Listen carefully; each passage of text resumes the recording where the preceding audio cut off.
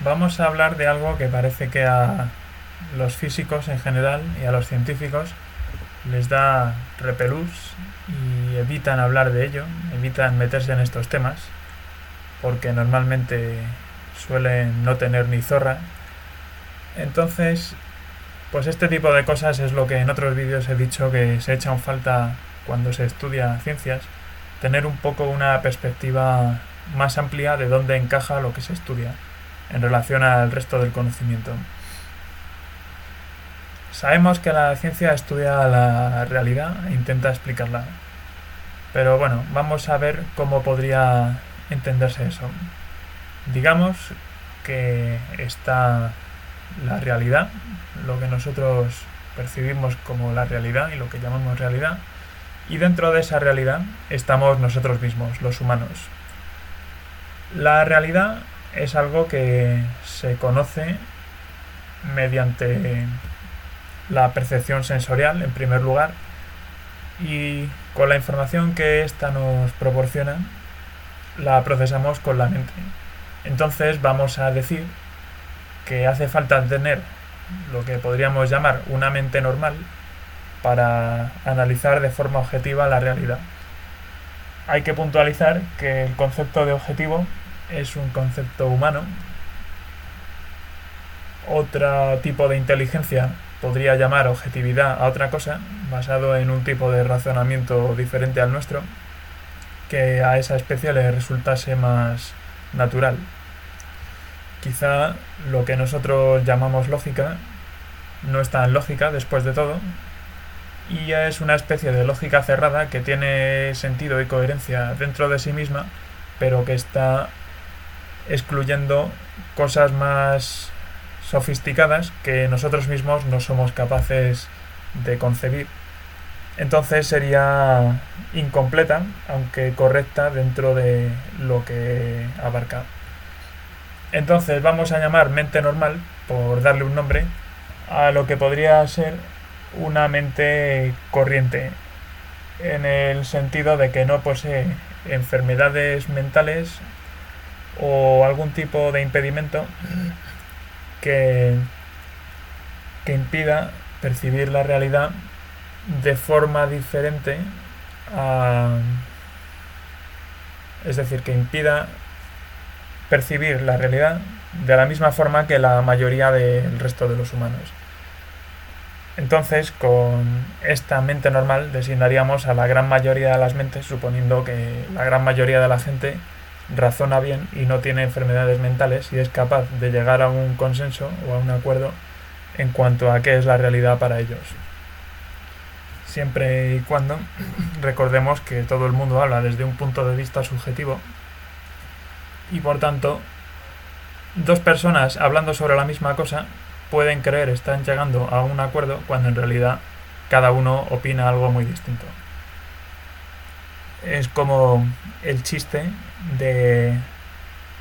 Bueno, lo he escuchado con distintas versiones, pero la que me acuerdo pues sería un paleto de un pueblo de España, por supuesto, y un eminente científico de la NASA que les ponen a discutir sobre temas importantes y ver a qué conclusión llegan.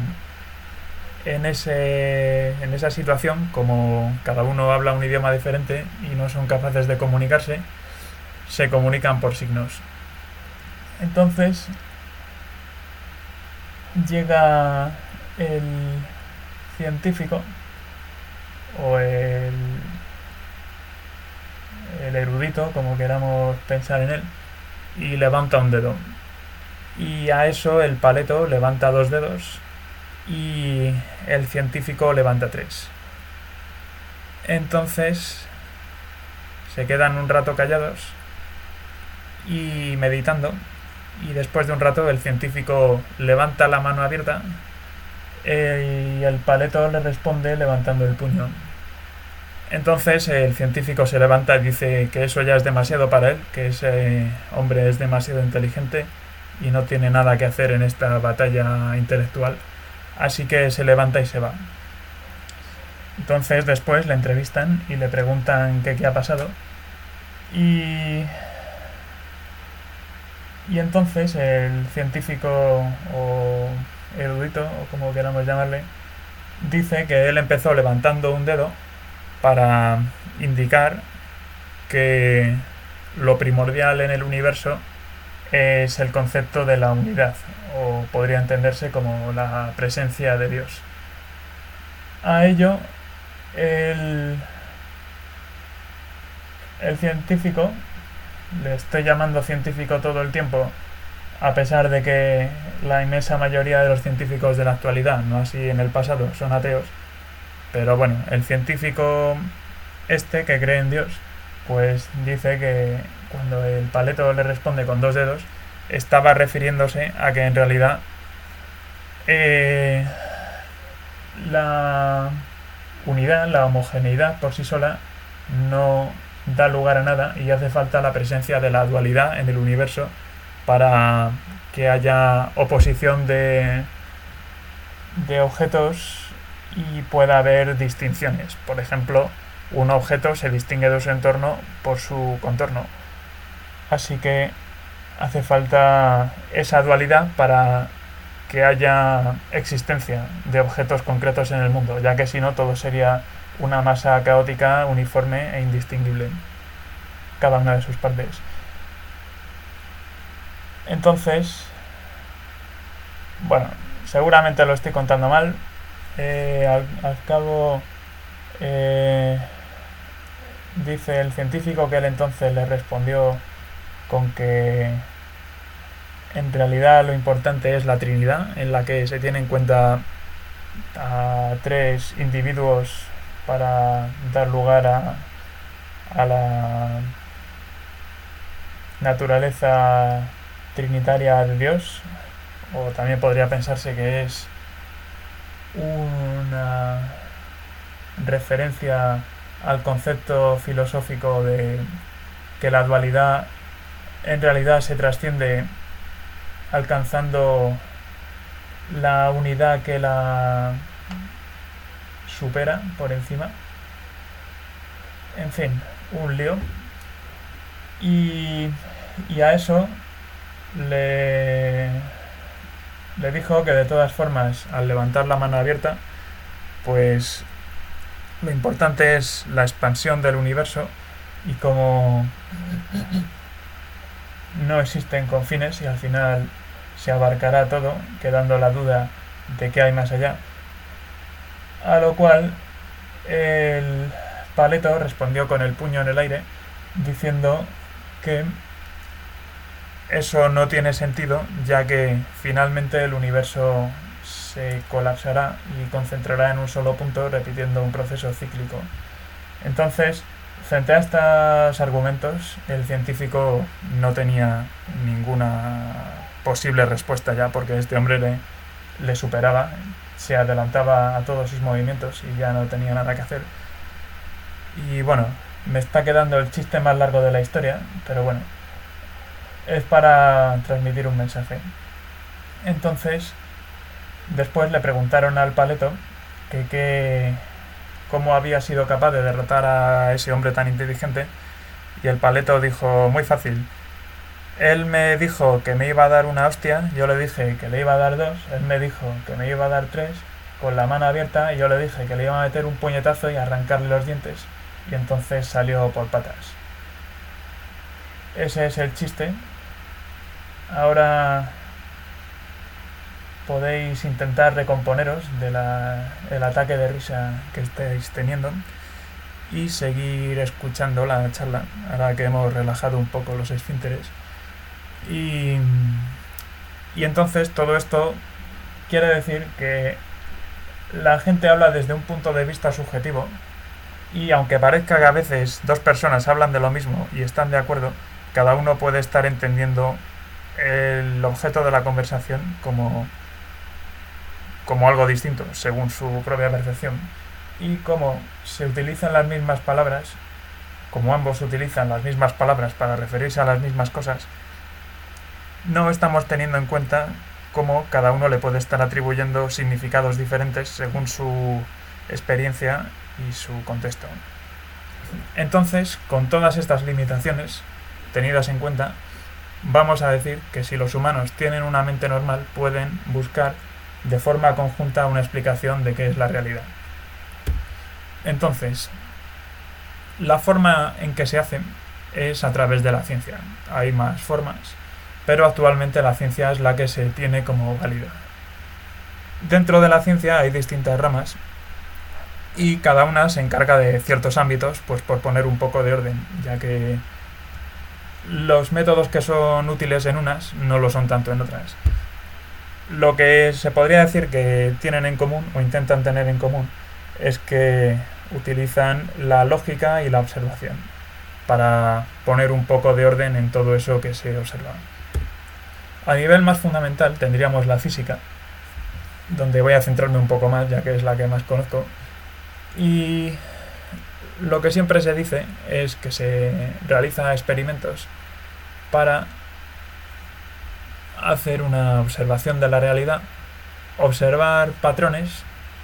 Siempre se busca que sean reproducibles, que si se repite el mismo experimento en las mismas condiciones se debería obtener el mismo resultado. Eso por lo pronto garantiza que el experimento esté bien hecho. Y después la idea es alcanzar un conocimiento sobre ese sistema que se ha estudiado de forma que se acabe con un modelo teórico capaz de hacer predicciones más adelante. Entonces, pasaríamos de un experimento en el que se observa la realidad a una abstracción en la que se hace un modelo teórico. Este modelo no sé de ningún caso en el que no, pero lo ideal es utilizar las matemáticas para hacer una descripción de él.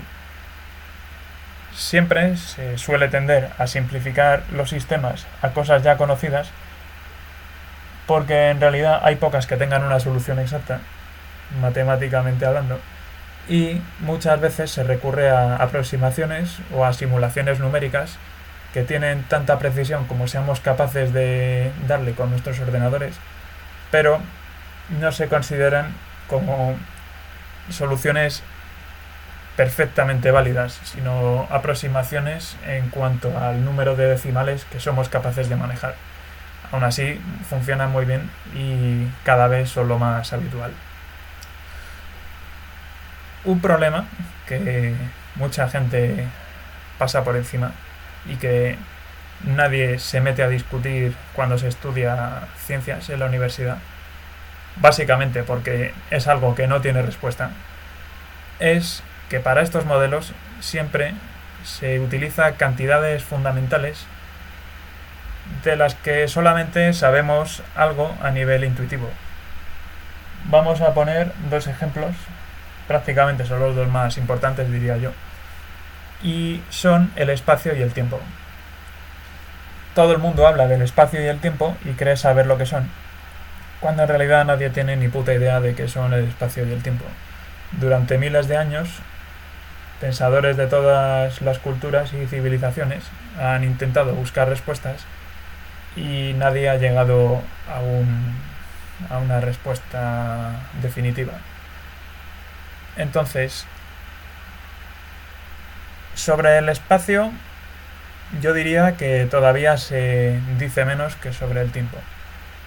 Hoy en día hay teorías que proponen más de 3 dimensiones espaciales. Yo no tengo ni puta idea sobre eso, así que no voy a opinar. Simplemente he oído que las dimensiones por encima de la tercera dimensión espacial de alguna forma están curvadas sobre sí mismas y a niveles muy pequeños, por lo que son inapreciables, pero existen. Sería un poco como si se observa desde lejos un tubo muy largo o un cable. Desde lejos parece una línea puntual, sin grosor, pero a medida que nos acercamos somos conscientes de su grosor y su diámetro. Entonces ahí podría decirse que hay dos dimensiones, la longitud y el grosor, pero a menos que no seamos capaces de observar muy bien, pasaremos por alto una de ellas. Entonces parece ser, según estas teorías, que estamos pasando por alto pues 11 menos 4, que sería 3 más el tiempo, 7 dimensiones sobre las que no voy a decir nada porque no sé nada, y las que seguramente nunca pueda observarse experimentalmente, y si han sido observadas ya, pues estaré cagándola ahora mismo, así que no hay problema, lo admito, ningún problema. Pero obviando estas dimensiones extra y pensando solo en las 3 dimensiones espaciales, realmente no tenemos ni puta idea de qué son. Para empezar, nosotros no vemos el espacio, nosotros vemos los objetos que hay distribuidos ocupando espacio, pero el espacio en sí no lo vemos ni lo percibimos. Miramos y vemos en la distancia objetos, pero el propio espacio no se ve. Y según tengo entendido, el universo se expande, y a medida que se expande, pues las fronteras del universo estarían dando lugar a nuevo espacio.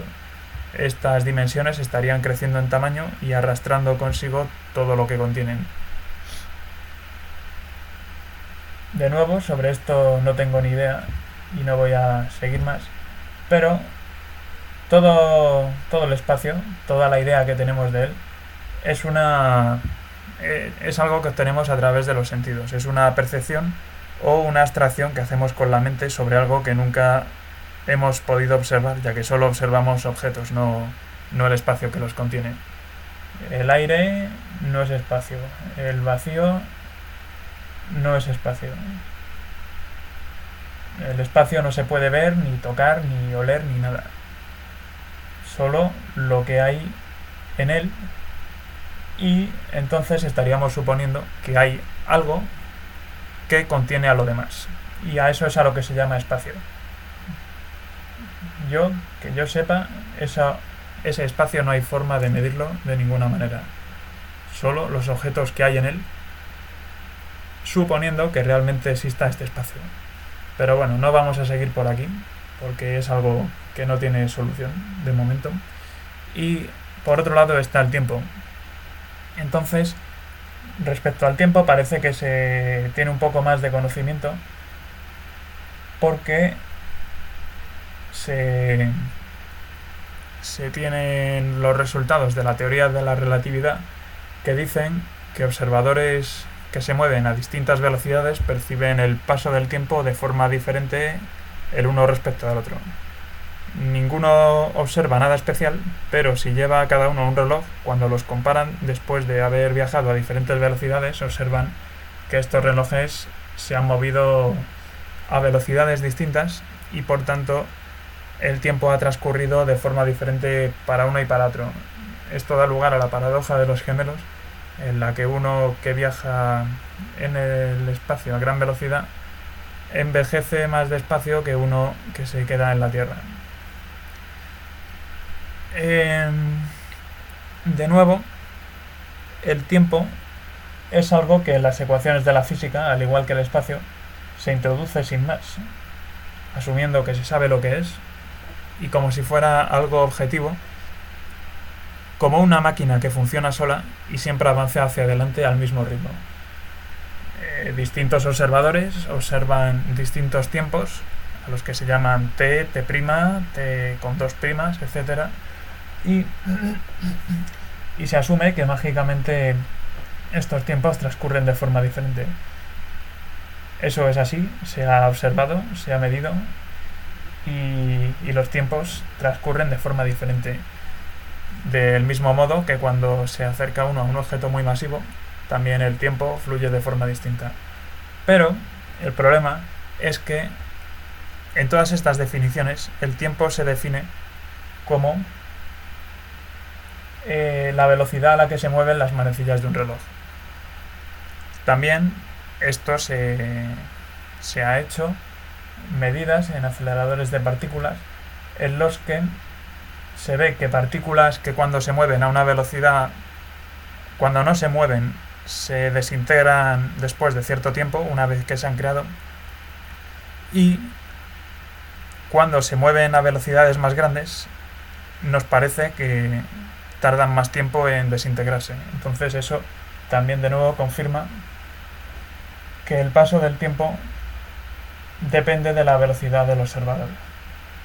Pero todo eso sigue sin explicar qué es el tiempo o por qué el tiempo existe en primer lugar. Aquí se puede discutir mucho y no llegar a ningún lado, así que no voy a perder mucho tiempo. Pero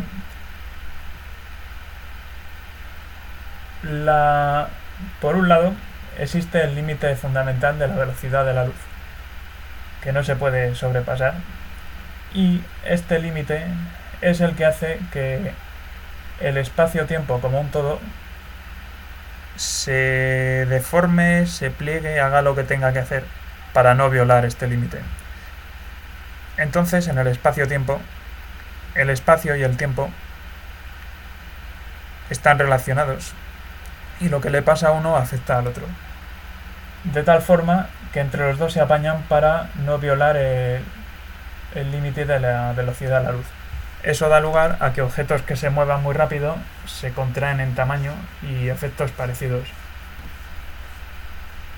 Bueno, si digo algo mal, lo admito, no hay ningún problema porque no soy experto en estos temas. Pero la idea de este vídeo no es discutir si estas ideas están bien o mal, sino de aclarar que basamos toda la física en conceptos básicos que no definimos bien. Entonces, del espacio y del tiempo se deduce la velocidad, y de la velocidad y el tiempo la aceleración. Muchísimas de las cantidades de la física con las que se trabaja a diario normalmente se basan en la velocidad, en el espacio y en el tiempo, y se asume que son de cierta forma porque nos da la impresión de que son así. Entonces, el tiempo es algo que nos da la impresión de que existe porque observamos el cambio en los objetos del mundo. Entonces, el tiempo, la forma más razonable que se me ocurre para definirlo, es una manera de organizar el orden de los acontecimientos. Pero eso es algo que hacemos en nuestra mente. No quiere decir que exista una entidad que actúa sobre todas las demás de forma tiránica y las obliga a envejecer, a desgastarse y a cambiar, y que mantiene todo en movimiento. Parece apropiado en este momento recordar una frase que dijo Einstein, algo así como que las matemáticas no son correctas en tanto en lo que describen del mundo, y el mundo no es perfecto al nivel al que pueden describirlo las matemáticas, algo así. Pero el mismo Einstein vino a decir que las matemáticas no son una descripción perfecta del mundo. Quizá no conocía todas las matemáticas que hay ahora, teoría del caos y algunas cosas más, que tienen en cuenta imperfecciones que una teoría tan pura y tan geométrica como la suya podían describir. Pero bueno, es importante recordar que las matemáticas son un invento de la mente humana para intentar sacar sentido a patrones que observa en la naturaleza. Esto siempre ha generado mucho debate sobre si las matemáticas son un invento o existen. Y bueno, cada uno tiene su opinión. Yo tengo la opinión de que las matemáticas son un invento.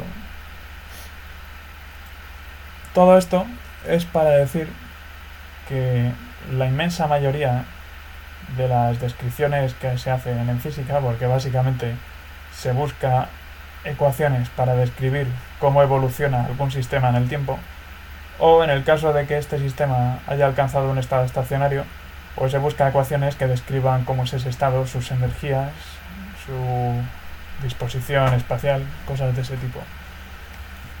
Todas estas teorías se basan en el espacio y en el tiempo y son conceptos que no se definen en ningún momento. Se da por sentado que el espacio es algo que nos rodea y por lo que nos podemos mover a voluntad en cualquier dirección. La experiencia dice que parece que sí. Y el tiempo es algo que fluye inevitablemente hacia adelante a un ritmo constante, a menos que nos movamos o nos acerquemos a objetos masivos. Todo esto tiene su lógica, parece que funciona. Las descripciones que se hacen del mundo con estos modelos suelen estar bien y da la impresión de que hacen buenas predicciones.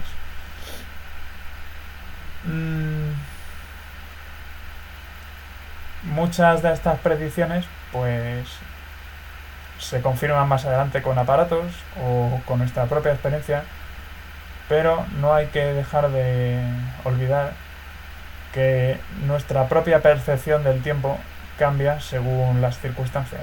Nuestra propia percepción del espacio también. No es lo mismo cuando soñamos, cuando estamos despiertos, cuando estamos drogados o cuando estamos en una situación de peligro. Entonces, toda la idea del tiempo depende de nuestra percepción, que al fin y al cabo depende de nuestros sentidos y nuestra capacidad de procesar esa información.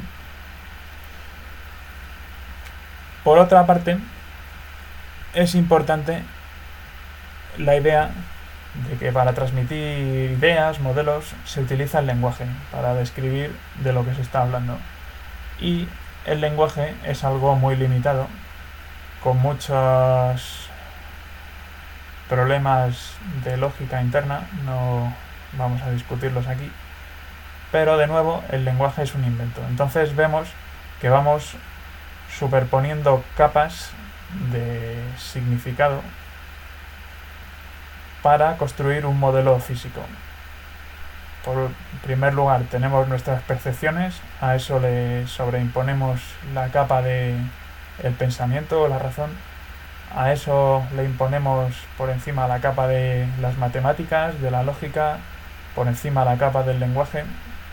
Entonces, por muy perfecto que parezca un modelo matemático de un sistema físico, es algo muy artificial en el sentido de muy creado por el hombre para ser entendido por el hombre. Mientras que en la naturaleza las cosas simplemente ocurren. Ocurren con patrones, con regularidades, pero algo tan sencillo como un tiro parabólico, sí, siempre se mueve de la misma forma. Pero la descripción de lo que es una parábola es un invento humano. Eso no existe en la naturaleza. Es algo que existe en nuestra mente. Teorías como la mínima acción, lagrangianos, estas cosas, mínima energía, en ese sentido parecen más puras, ya que asumen menos cosas, como la presencia de fuerzas como vectores.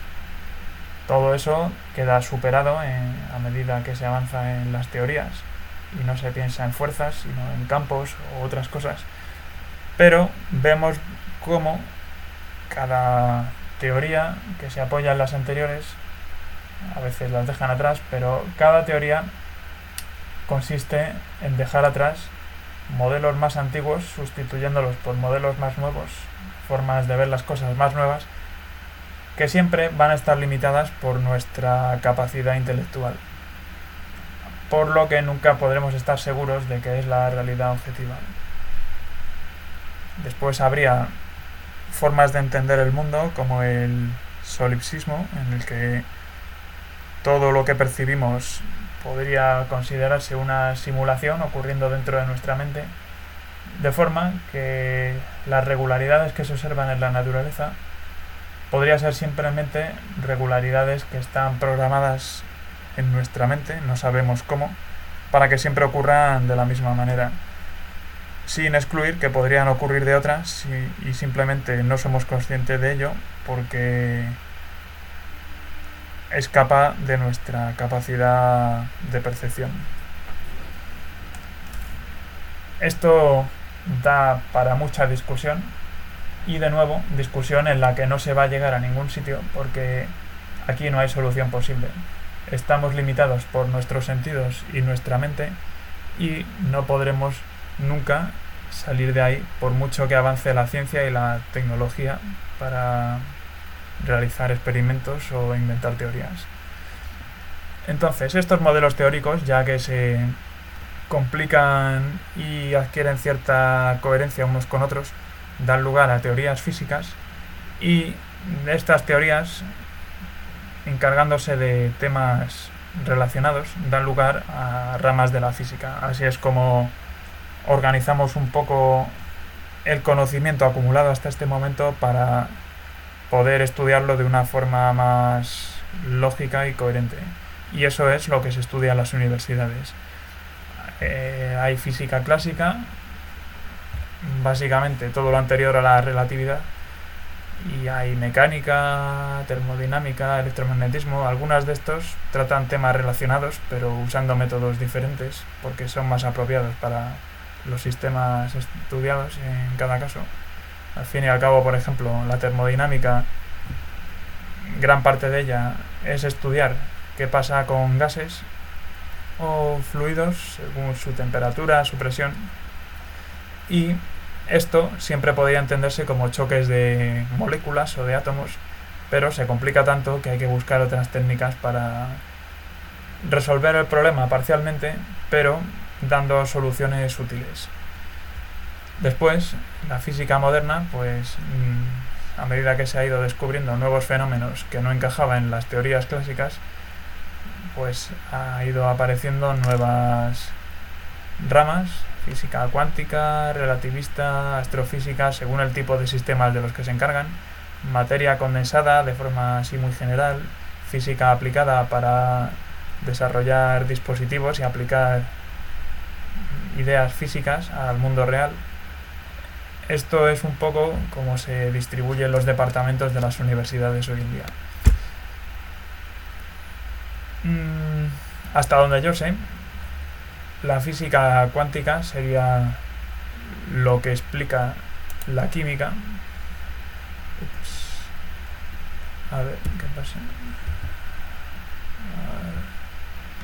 Entonces, la química se entiende como reacciones que ocurren entre átomos, entre moléculas, entre orbitales electrónicos de distintos sistemas, cómo interactúan entre ellos, y esto al final explica por qué hay sustancias que se oxidan, que arden, que se mezclan o que no se mezclan, todo este tipo de cosas que estudia la química. Entonces la química estudiaría sistemas más complejos usando leyes de la física, y cuando estos sistemas se vuelven demasiado grandes o con demasiadas partículas, de nuevo se recurre a técnicas más bien estadísticas que buscan comportamientos globales en vez de comportamientos individuales de cada partícula, algo parecido a como se hace en la termodinámica. De la química, complicando más los sistemas e incluyendo sistemas orgánicos, aparecería la bioquímica como base para los organismos que estudia la biología. Entonces tendríamos la biología, y dentro de ella, dentro de las muchas cosas que estudia la biología, dada la gran diversidad de vida que hay en el mundo, pues podríamos encontrar la psicología como parte de la vida, la mente, el estudio de la mente. Entonces, dentro de la psicología se estudia cómo funcionan nuestros sentidos, cómo percibimos el mundo, el tipo de sesgos psicológicos que tenemos, que nos hace ver las cosas de forma que a veces no es la correcta, o estudia comportamientos humanos o de animales, o efectos como la visión, la memoria. En definitiva, todo aquello que nos hace interactuar con el mundo y ser consciente de él. No entraría tanto dentro de la psicología, aunque indirectamente sí, y en el pasado era quien lo estudiaba, pero podríamos hablar de mitos, mitología en los pueblos más antiguos, que da lugar a historias que organizan a la gente dándole una coherencia social que más tarde se complica a medida que aumenta el número de habitantes en un mismo lugar, que da lugar a una coordinación, una especialización de cada individuo dentro de la sociedad y pues un desarrollo económico, geográfico, histórico, del uso de recursos, todo lo que serían las ciencias sociales, que hasta cierto punto vienen a partir de historias que se cuentan unos hombres a otros, cada vez más complicadas. Y bueno, tiene su interés, pero no entra en este vídeo. Por otro lado, como ya hemos dicho, se estudia la propia consciencia, que yo sepa es algo que está lejos de ser completamente comprendido. En este punto hay que mencionar que, al menos en el caso de físicos, hay algunos físicos que los pobres debe ser que no tienen nada mejor que estudiar en física o que no les salen sus cálculos o lo que sea, y entonces quieren dedicarse de forma muy prepotente a explicar la consciencia y la percepción del mundo con ecuaciones. Estos los hay y suelen ser de los que tienen fama. Suelen ser físicos teóricos con mucho renombre que han descubierto algo importante en el pasado, que incluso han ganado algún premio Nobel y se les sube a la cabeza y ya se creen aquí que son los putos amos y van a explicar todo con una ecuación. Entonces van a explicar el universo y la consciencia, nada menos. Esto creo que ya lo he comentado más veces, pero es un absurdo. Es un absurdo pensar que va a existir una ecuación o una teoría que describa el mundo tal y como es, de forma completa. Mucha gente, los famosos, los Stephen Hawking, todos estos que salen en la tele, siempre hablan de que su sueño, su objetivo final es encontrar la teoría del todo. Igual me equivoco y me tengo que tragar mis palabras cuando esté muerto, porque por supuesto esto no se va a encontrar en un futuro pronto, y lo haré si alguien está viendo este vídeo y me equivoco y se ha descubierto la teoría del todo, pues tenéis mi permiso para ir a cagaros en mi tumba y reíros de mí, me da igual, porque yo estoy convencido de que nunca se va a encontrar esa teoría. Y el motivo, uno de ellos, es muy fácil de entender.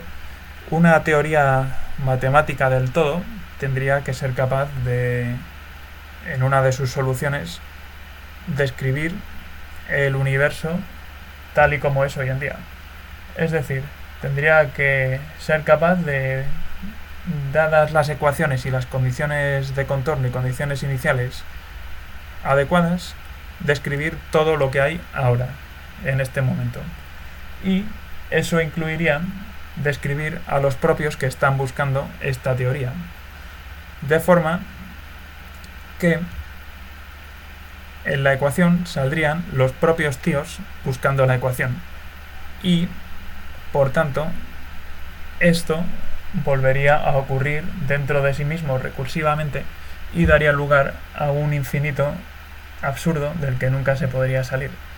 Siempre dentro de la teoría estaría el tío buscando la teoría, que estaría buscando la teoría, y por tanto nunca podría encontrarla, nunca podría salir de ahí, porque dentro de ese bucle infinito no habría ni principio ni final, y aun en caso de existir esta teoría, estaría este infinito insalvable que no permitiría la presencia de ninguna teoría del universo, de inicio del universo, perdón, porque no podría haber inicio, porque infinitamente hacia atrás estaría el tío dentro de la ecuación buscando la ecuación que contiene al tío buscando la ecuación.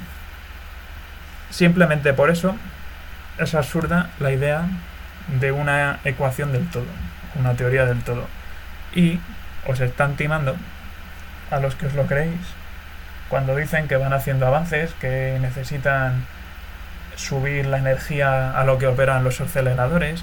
Todo eso es marear la perdiz para mucha gente seguir viviendo del cuento mucho tiempo, haciendo algo que me cuesta creer que ellos mismos se lo crean, que alguna vez van a encontrar esta teoría. Pero en fin, allá ellos y los políticos que tenemos que no les mandan a tomar por culo. Pero bueno, entonces,